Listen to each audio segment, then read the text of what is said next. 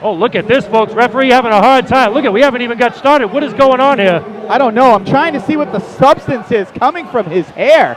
I mean, it's hitting the mat like sand. Now, this is El Mundo Family Festival, so I'm hoping that they keep this family friendly. Wait, is this? Family friendly, but there's some kind of foreign object. I can't quite see. My vision's obstructed. Al, perhaps you can navigate what I'm not seeing. We just saw a razor blade of some kind? Okay, so my eyes did not deceive me. I wasn't sure. I'm not that sharp, you know?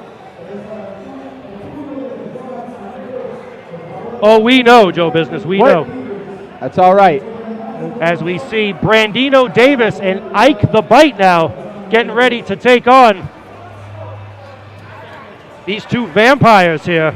Yeah, they look like they came right out of Fright Fest, and fitting because we have Nightmare Worcester with us, and maybe Freddie will come over and give them a hand. I'm not sure. But let's just see what we've got here. I mean, it looks like a mismatch on paper. I mean, I weigh more than the other competitor over there hanging on the ropes. And here we go, action in the ring. A little bit of circle to start. A grapple and lock up, and test of strength to start it off, and he pushes them back into the corner. So, sorry, folks, having some technical difficulties here. I think we were thrown off by the antics at the beginning of this match now, as we see Nightbread getting the FENWAY faithful behind them and into this contest. As we see Davis and the Bite on the outside now, getting ready to do battle. Tim Lennox coaching them up. Yep. Here we go. Here's Nightbread. I got to say, I'm really interested in what these two bring to the table. I know the goth thing's been done before, but I really like their style. And Davis now quickly to the outside of the ring. Clearly wants no piece of Nightbread here. No, clearly not. It looks like they're just kind of congregating on the outside. I don't think congregating is an interesting way to say anything that the Murder Lodge does. Yeah, very interesting. And I would have to say that the FENWAY faithful are actually behind Nightbread here. But, I mean, it's hard to get behind somebody who won't actually get in the ring. Oh, nope. Now I stand corrected. He seems like he's good. Nope. No, and there we go again. A little bit more taking a powder, as you will. Well, you got to ask yourself if this is part of the plan of Tim Lennox to get in the mind of Nightbread, get inside their head, throw them off their game a little bit. I don't know, Kazoo. I got to say, the only mad genius around this part is Bill Belichick, and I don't quite know what they are doing out there. Here comes Brandino in the hard way. In the hard way. Look out now. A nice arm drag by Nightbread. And he's really putting pressure on that shoulder.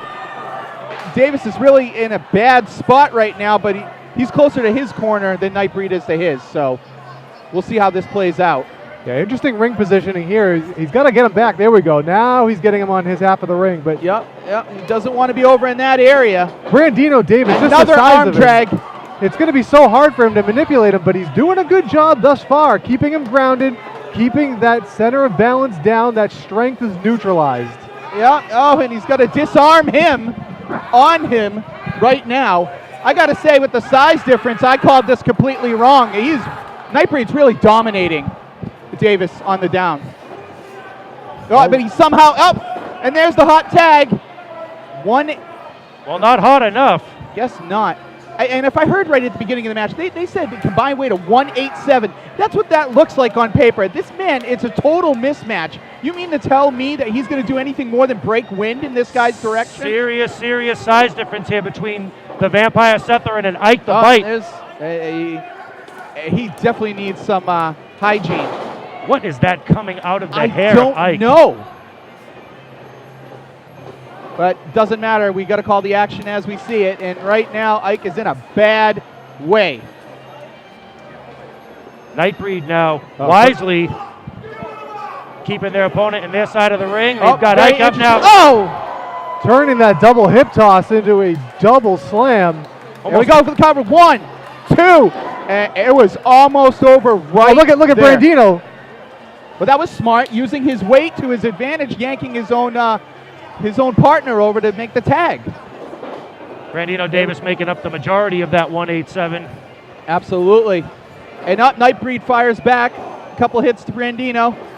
And beautiful! Almost a rock bottom, like one. Almost put him through the ring with that one. Long one. I think if the ref was on his game, that could have been over. Big time Uranagi there from Brandino. Now look, going in for that front chancery, just wearing the man down, trying to cut the oxygen out. He's definitely got him grounded. But Nightbreed's coming back. He's standing up, a little more vertical position. Shot to the solar plexus. Brandino just powering him back to his corner. Bad move for Nightbreed. Not where he wants to be right now. Absolutely not. 187 or not, he will still do some type of damage to you. At least be a nuisance at the very least. And once again, the size difference here, a detriment to Ike the Bite as he ends up back in the corner of Nightbreed. Yep. Do we really want to know why he's called the Bite? No. No, absolutely not. Wonder if we're going to find out here. Uh-oh. Oh, look out.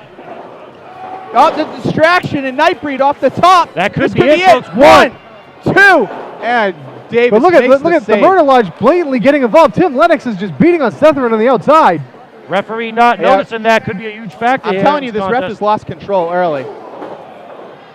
Stiff knee shot by Brandino Davis.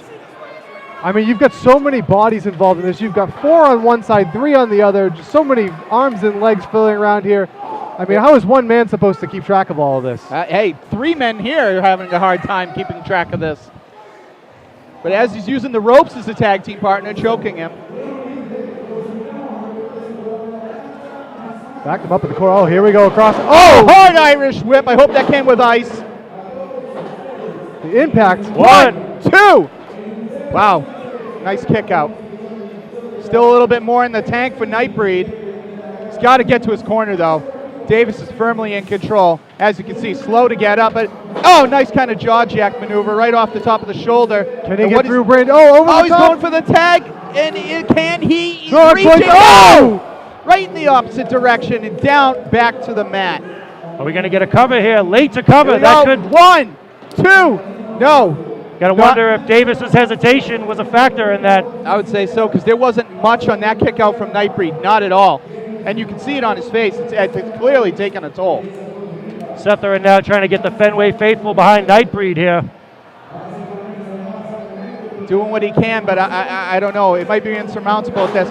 Big time headbutt to the opposite corner. Again, not in the area where Nightbreed wants to be if he's going to make this tag. I'll tell you, Brandino Davis better be careful he doesn't get his face lacerated by one of the many buckles and zippers on the ring attire of Nightbreed.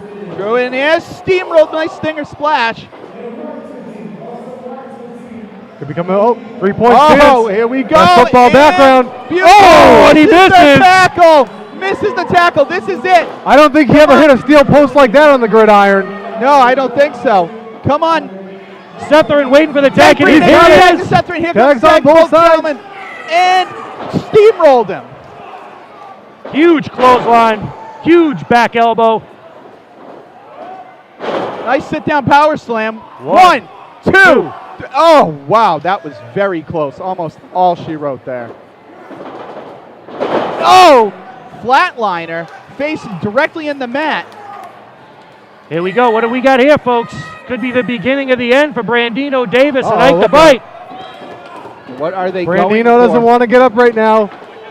He is being sized up something fierce. Oh, both angles. High-low sweep and a clothesline. 1. Oh, look at this. Lennox is in the ring. And broken up by Tim Lennox. Wait, the now there's chaos. There's distractions everywhere. PC Putnam's got him distracted. It's absolutely pandemonium and really hard to keep control of.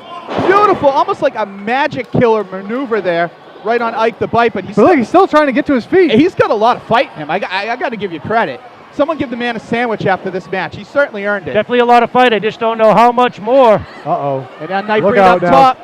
And not looking good for Ike the Bite. Teams. And a guillotine leg drop from the top. That's got to be it.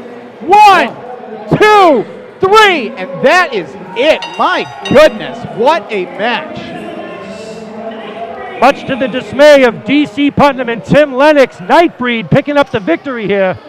You got to give it to Ike the Bite, man. He held in a long time. Like I said, someone get him, a sandwich and a Coke because he earned it. Well, Vanity Vixen has got to be thrilled that her vampire duo walks away with a victory here. Very impressive victory. Very impressive victory from here at Fenway Park. Wouldn't you say, Al? Absolutely. Overcoming everything that the Murder Lodge threw at him. 4 men interjecting themselves into this match still wasn't enough. An amazing showing for this duo here with Vanity Vixen by their side. Well, for Joe Business and Al Basler, I am Drew Kazoo, thanking you for joining us here at historic Fenway Park for professional wrestling action as part of El Mundo, Boston's Latino Family Festival.